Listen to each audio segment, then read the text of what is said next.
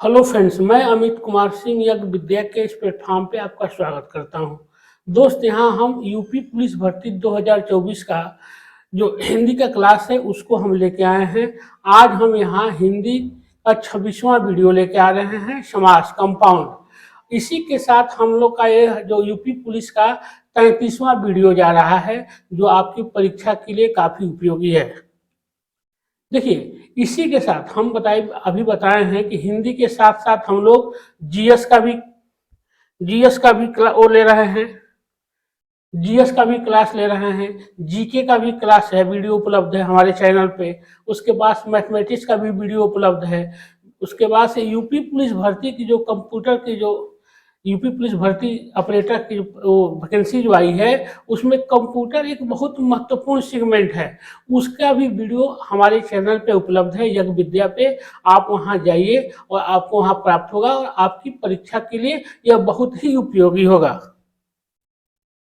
देखिए, यह है सामान्य हिंदी, जो जनरल हिंदी है, इसका सिलेबस। हम इसको अपने पिछले वीडियो में भी कई बार बता चुके हैं, इसलिए हम यहाँ पे इसको चर्चा नहीं करेंगे। जब आप हमारा पुराना वीडियो देखिएगा तो आपको पता चल जाएगा। और हम यह मान के चल रहे हैं कि आप यूपी पुलिस भर्ती 2024 का परीक्षा दे रहे हैं, तो आपको हिंदी का सिलेबस पूर्णतः पता है। अब इसके साथ ही हम सीधे चलते हैं समास। ये देखेंगे कंपाउंड क्या होता है, समास क्या होता है, इस पे हम लोग चर्चा करेंगे।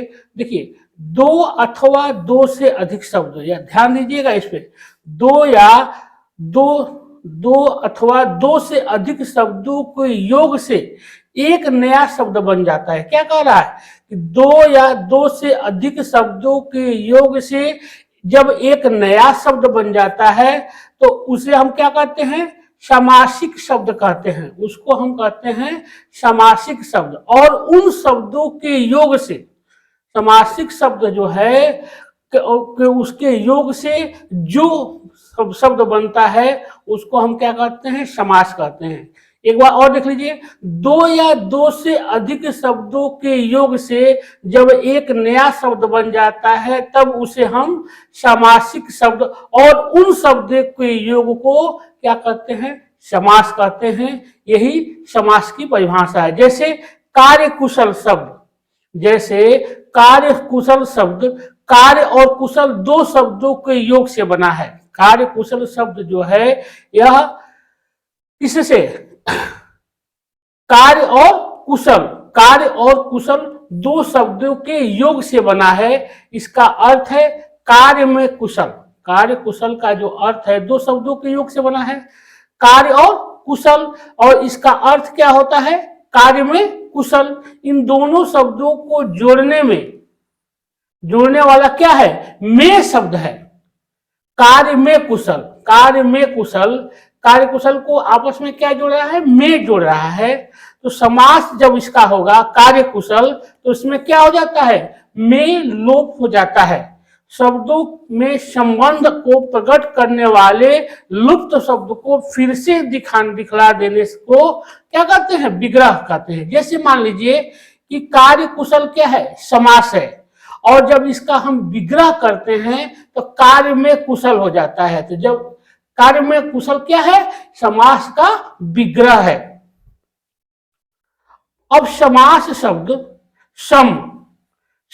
शब्द सम उपसर्ग लगाकर अस धातु से बना है।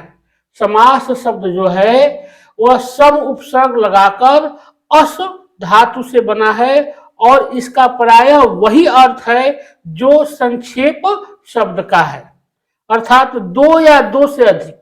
एक और परिभाषा है इसकी, ये भी देख लीजिए समास की, कि जब दो या दो से अधिक शब्दों को इस प्रकार रख देना, दो या दो से अधिक शब्दों को इस प्रकार रख देना कि उनके आकार में कुछ कमी हो जाए, अर्थ भी पूर्ण विदित हो। क्या कर रहा है कि दो या दो से अधिक शब्दों को इस प्रकार रखा जाए कि उनका आकार क्या हो जाए, कम हो जाए, लेकिन अर्थ पूर्ण विदित हो। जैसे ज्ञान सागर मतलब ज्ञान का समुद्र। देखिए, ज्ञान का समुद्र लिखेंगे तो बड़ा होता है, उसको छोटे में लिखेंगे तो ज्ञान सागर है। इस उदाहरण में ज्ञान सागर इन दो शब्दों को परस्पर संबंध बताने वाले संबंध कारक के प्रत्यय का लोप होने से ज्ञान सागर एक स्वतंत्र शब्द बना है। जैसे ज्ञान का समुद्र, इसका अर्थ होता है ज्ञान का समुद्र, उसको एक शब्द में जब लिखेंगे तो ज्ञान सागर हो जाएगा। अब संधि और समास में क्या अंतर है, इसको हम लोग देख लेते हैं। संधि और समास में अंतर। संधि और समास में निम्नलिखित अंतर पाए जाते हैं। क्या है? संधि में दो वर्णों, ये वर्णों है, इसको हम स्प्रिंट है, दो वर्णों का योग होता है। संधि में जो होता है दो वर्णों का योग होता है, किंतु समास में दो पदों का योग होता है। समास में दो पदों का योग होता है और संधि में क्या होता है? दो वर्णों का योग होता है। पहला अंतर है। दूसरा है, संधि में दो वर्णों के मेल, संधि में दो वर्णों के मेल और विकार की संभावना रहती है। क्या कह रहा है? कह रहा है कि संधि में दो वर्णों के मेल और विकार की संभावना रहती है। दूसरी ओर समास में पदों के प्रत्यय का लोप हो जाता है। समास में पदों के प्रत्यय का लोप हो जाता है। यह संधि और समास में दूसरा अंतर है। तीसरा अंतर क्या है कि संधि को तोड़ना विच्छेद कहलाता है। संधि को जब तोड़ा जाता है तो वह क्या होता है? विच्छेद कहलाता है। किंतु समास को जब तोड़ा जाता है उसको क्या कहा जाता है? विग्रह कहा जाता है। यह तीसरा अंतर। यही संधि और समास में तीन अंतर हैं। अब हम लोग देखेंगे समास के भेद। देखिए, आपको परीक्षा की दृष्टि से यहां से महत्वपूर्ण है कि समास के कितने भेद हैं, आपसे यही एग्जाम में पूछा जा सकता है।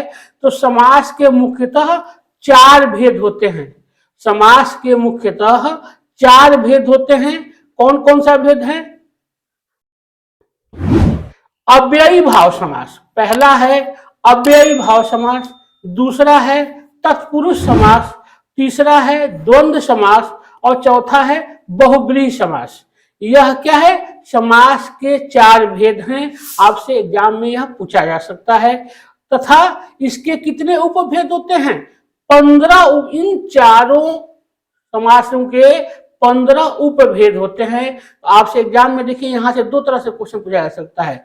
या तो यह पूछा जा सकता है कि समास के कितने भेद होते हैं, तो जब भेद पूछेगा तो चार भेद होते हैं।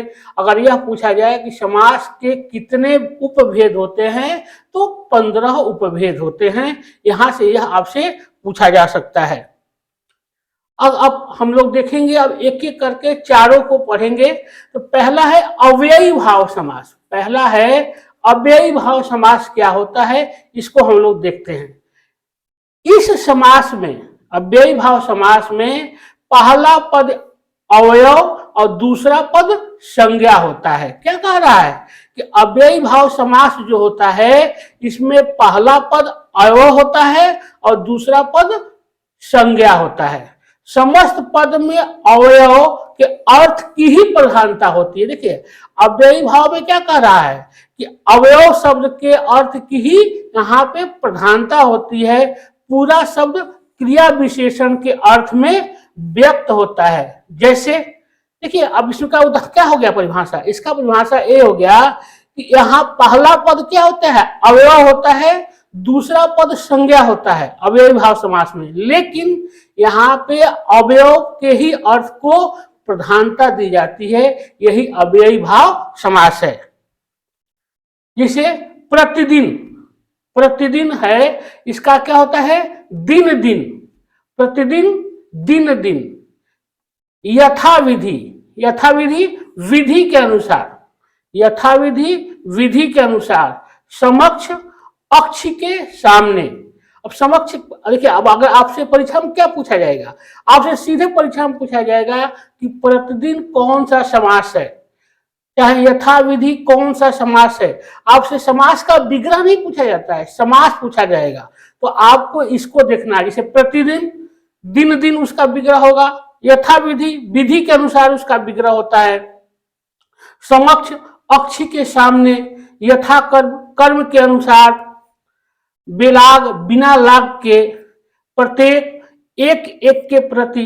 यथाशक्ति, शक्ति के अनुसार, प्रत्यक्ष, अच्छी के प्रति, यथार्थ, अर्थ के अनुसार, यथाशीघ्र, जितना शीघ्र हो, बाकलम, कलम के साथ, आजन्म, जन्म पर्यंत। यह क्या है? यह कुछ उदाहरण है अव्ययी भाव समास के, आपको जानना है। इसमें क्या है? अव्ययी भाव समास में अवयव और संज्ञा के मिलने से यह बनता है, जिसमें अव्यय के अर्थ को ही प्रधानता दी जाती है अव्ययी भाव समास में। यथा रुचि, रुचि के अनुसार, बारंबार, बार बार, बदस्तूर, दस्तूर के साथ, बेसऊर, बिना सऊर का, उपकुल, कुल के निकट, भरपेट, पेट भर, बेशर्म, बिना शर्म के, बतौर, तौर के साथ, बेकाम, बिना काम का। यह कुछ अव्ययी भाव समास के उदाहरण है, आप देख लीजिए, आपको परीक्षा की दृष्टि से यह काफी महत्वपूर्ण रहेगा। अब हम लोग दूसरा देखते हैं कि तत्पुरुष समास क्या होता है, इसका परिभाषा। जिस समास का उत्तर अर्थात अंतिम पद प्रधान होता है, देखिए इसमें क्या होता है, तत्पुरुष समास में इसका अंतिम पद प्रधान होता है, उसे हम तत्पुरुष समास कहते हैं। इसके बाद वाले पद की प्रधानता, मतलब बाद में क्या हो, अभी अंतिम पद को ही बाद में पद कह रहा है, कि जो जिसका अंतिम पद प्रधान हो उसको हम क्या कहते हैं, तत्पुरुष समास कहते हैं। कर्ता, कारक और संबोधन को छोड़कर शेष सभी कारकों में विभक्तियां लगाकर इसका समास विग्रह किया जाता है। अब हम लोग कुछ इसका उदाहरण देख लेते हैं। जैसे सुख, सुख प्राप्त, सुख प्राप्त कौन सा समास है, तो आपको यह है तत्पुरुष समास है। इसका विग्रह क्या होगा, सुख को प्राप्त करने वाला, सुख को प्राप्त करने वाला, पतित पावन, पतितों को पवित्र करने वाला। इसमें देखिए क्या है, अंतिम पद प्रधान हो रहा है, यहाँ इसमें अंतिम पद प्रधान हो रहा है। गगन चुंबी, गगन को चूमने वाला, गगन को चूमने वाला। गिरह, गिरह कट, गिरह को काटने वाला। पाकिट मार, पाकिट को मारने वाला। स्वर्ग प्राप्त, स्वर्ग को प्राप्त। इसमें क्या हो रहा है, तत्पुरुष समास में अंतिम पद इसमें प्रधान हो रहा है, आपको उदाहरण से पता चल रहा है। फिर माखन चोर, माखन को चुराने वाला, यहाँ पे चुराने वाला क्या अंतिम पद है, यह प्रधान है। कठ खोदना, काठ को खोदने वाला। गृहागत, गृह को आगत। चिड़ी मार, चिड़िया को मारने वाला। मोक्ष प्राप्त, मोक्ष को प्राप्त। तेल चट्टा, तेल को चाटने वाला। देखिए यह क्या है, यह तत्पुरुष समास का उदाहरण है, इसमें अंतिम पद क्या है, प्रधान है। गंगा जल, जिसे गंगा का जल। अन्नदाता, अन्न का दाता। राजभवन, राजा का भवन। देश सेवा, देश की सेवा। समाजोद्धार, समाज का उद्धार। राज्याध्यक्ष, राज्य का अध्यक्ष। लोकनायक, लोक का नायक। राम राज्य, राम का राज्य। देश सुधार, देश का सुधार। यह क्या है, यह तत्पुरुष समास के कुछ प्रमुख उदाहरण हैं जो आपकी परीक्षा की दृष्टि से इंपॉर्टेंट है।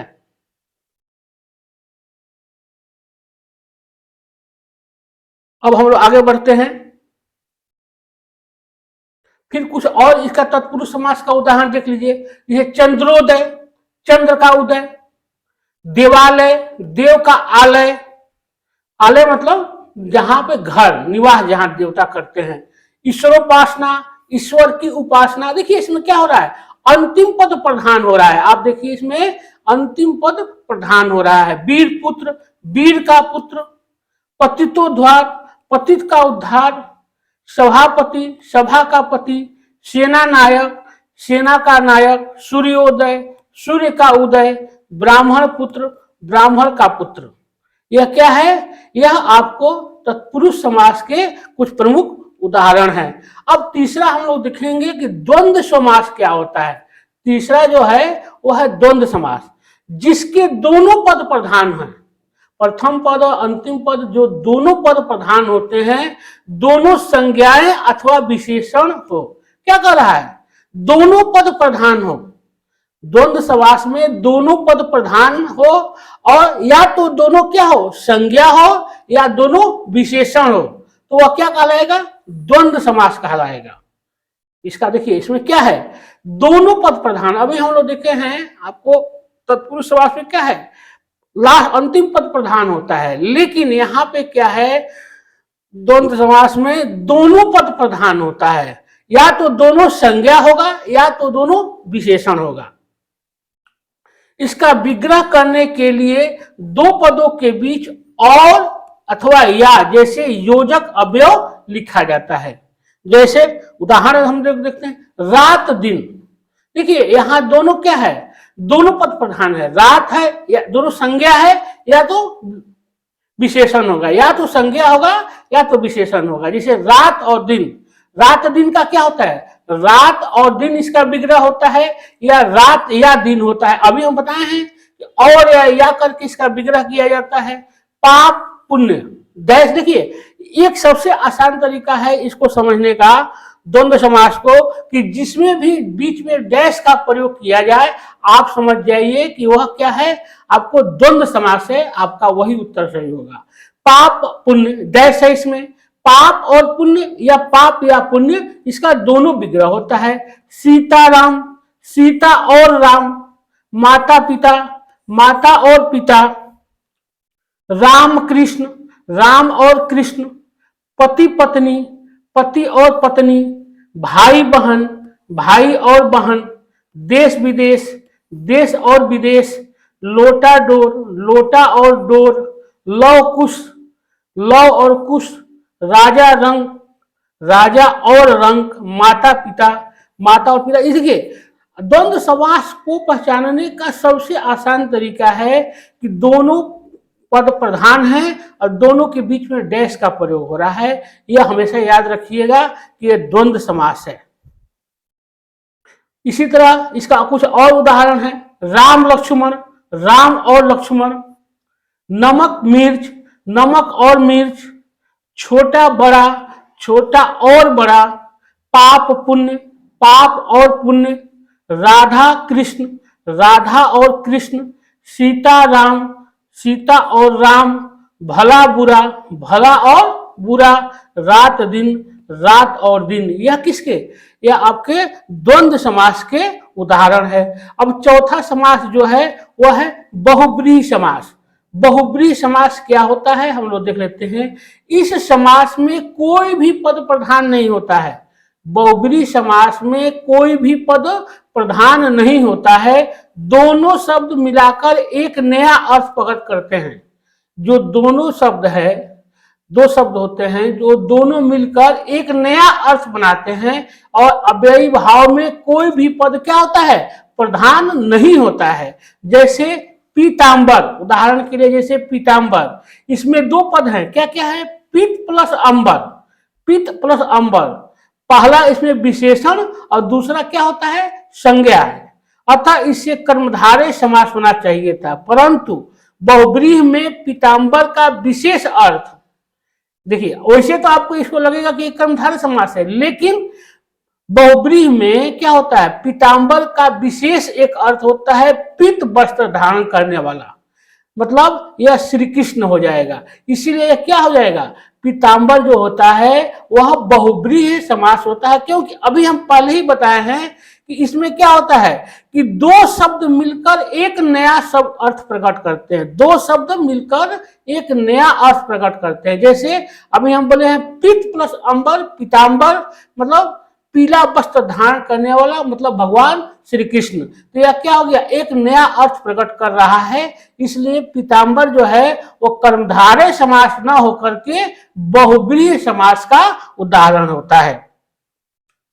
दशानन, दस है आनंद जिसके, अर्थात किसका, किसके बारे में बता रहा है, रावण। तो ये क्या हो जाएगा, आपको बहुब्रीहि समास का उदाहरण है। चक्रधर, चक्र को जो धारण करता है, अर्थात भगवान विष्णु, यह भी किसका उदाहरण है, बहुब्रीहि समास का उदाहरण है। जलज, जो जल से उत्पन्न होता है, जल से उत्पन्न होने वाला, अर्थात कमल, पीतांबर, पित्त है अंबर जिसका, पित्त है मतलब अंबर जिसका, पीतांबर मतलब भगवान श्री कृष्ण, लंबोदर, लंबा है उदर जिसका, भगवान गणेश, खगेश, खग का इस है जो, मतलब पक्षियों का जो राजा है गरुड़। यह क्या कर रहा है, एक नया अर्थ प्रकट कर रहा है, इसलिए क्या हो गया, अव्ययी भाव समास होता है। अव्ययी भाव में एक चीज याद रखिए कि दोनों, कोई भी पद प्रधान नहीं होता है यहाँ पे, और दोनों पद मिलकर एक नया अर्थ बनाते हैं, इसीलिए यह क्या होता है, अव्ययी भाव समास होता है। इसके और उदाहरण है, जैसे चतुर्भुज, चार भुजाएं हैं जिसकी, अर्थात भगवान विष्णु, त्रिनेत्र, तीन है नेत्र जिसके, अर्थात शंकर, दशमुख, 10 मुख हैं जिसके, वह क्या है, रावण के बारे में कहा जाता है। नेक नाम, नेक है नाम जिसका, अर्थात यश वाला व्यक्ति। मीठ बोला, मीठी है बोली जिसकी, अर्थात विशेष व्यक्ति। लंबोदर, लंबा है उदर जिसका, गणेश। सहस्राक्ष, सहस्र है आंखें जिसकी, अर्थात इंद्र। एक दंत, एक है दांत जिसके, अर्थात गणेश जी। वज्र देह, वज्र है देह जिसकी, अर्थात वज्र के समान शरीर वाला का अर्थ बना रहा है। मतलब क्या हो रहा है, दोनों पद मिलकर एक नया शब्द, नया अर्थ प्रदान कर रहे हैं, यही बहुब्रीहि समास है। जितेंद्रिय, जीती है इंद्रिया जिसने, अर्थात इंद्रियों को जीतने वाला, एक नया शब्द बन रहा है। पीतांबर, पित्त है अंबर जिसका, अर्थात पीला वस्त्र धारण करने वाला भगवान कृष्ण। शांति प्रिय, शांति है प्रिय जिसे, अर्थात शांति चाहने वाला, यह एक नया शब्द बना रहा है, इसलिए यह क्या हो गया, ये सब बहुब्रीहि समास के उदाहरण है। इसी के साथ आज का क्लास हम यही समाप्त करते हैं। यह हिंदी का आपके पुलिस जो भर्ती जो 24 की परीक्षा है उसका यह अंतिम वीडियो है। इसी के साथ हम लोग जीएस का भी वीडियो दिए हुए हैं, जीके का भी वीडियो उपलब्ध है, करंट अफेयर्स का भी वीडियो हमारे चैनल एक विद्या पर उपलब्ध है, उसके साथ मैथमेटिक्स का भी वीडियो उपलब्ध है। उसी के साथ अभी यूपी पुलिस जो ऑपरेटर की जो वैकेंसी आई है उसके एक महत्वपूर्ण सेगमेंट कंप्यूटर है, उसका भी तमाम वीडियो उपलब्ध है। इसलिए आप हमारे चैनल यज्ञ विद्या पे आप लोग सर्च कीजिए, यज्ञविद्या.com पे, आपको वहाँ फ्री मटेरियल मिलेगा। आप हमारे वीडियो को लाइक कीजिए, सब्सक्राइब कीजिए और ज़्यादा से ज़्यादा अपना कमेंट दीजिए और आप अपने दोस्तों में भी शेयर कीजिए। इसी के साथ मैं अमित कुमार सिंह आज का क्लास यही समाप्त करता हूँ। नमस्कार, धन्यवाद।